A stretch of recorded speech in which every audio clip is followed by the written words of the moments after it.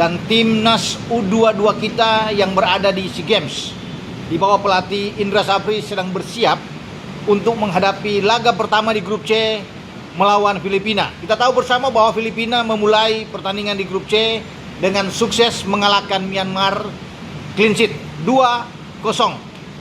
Dan kita akan berhadapan pertama dengan Filipina tanggal 8 di Stadion Universitas di Chiang Mai, ya. Dan Indra Safri sudah menyiapkan tim terbaik. Tentunya dengan pola apapun kita serahkan ke Indra Safri. Mau 3-4-3, 4-3-3 atau 4-2-3-1, Indra Safri yang lebih tahu. Walaupun menurut saya taktik seperti yang dimainkan saat kita bermain 2-2 dengan Mali, ya, dengan 3 pemain belakang back, ya, ada 3, Ferrari, ada Dion Marks, dan juga dengan Kadek Arel, itu lebih oke dan mungkin akan ditampilkan oleh Indra Safri melawan Filipina. Tapi tetap kita harus fokus karena Filipina sudah mencetak kemenangan 3 poin.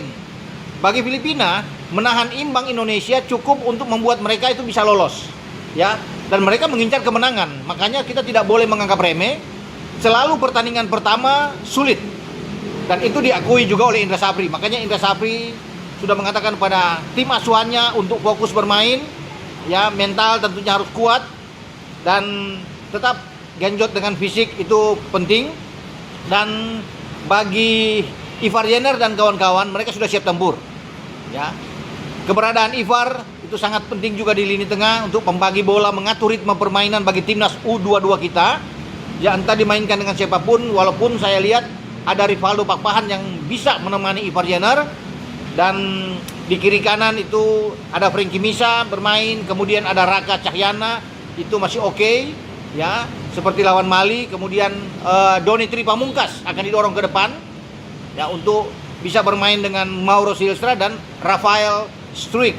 Saya pikir itu starting 11 yang bagus.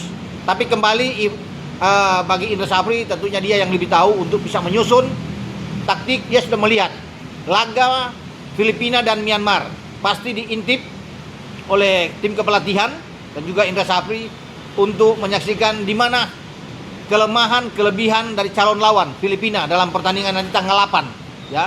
Jadi tanggal 8 itu akan hari Senin bermain pada pukul 17.00, ya, waktu Indonesia bagian barat. Dan tentunya harapan besar masyarakat Indonesia terhadap Ivar Jenner dan kawan-kawan, kita bisa memenangkan pertandingan dan meraih 3 poin. Karena 3 poin ini penting untuk membuat anak-anak lebih bersemangat, termotivasi di saat akan menghadapi laga penentuan di grup C melawan Myanmar. Duel melawan Myanmar akan tersaji pada tanggal 12, ya, di jam yang sama, jam 17.00.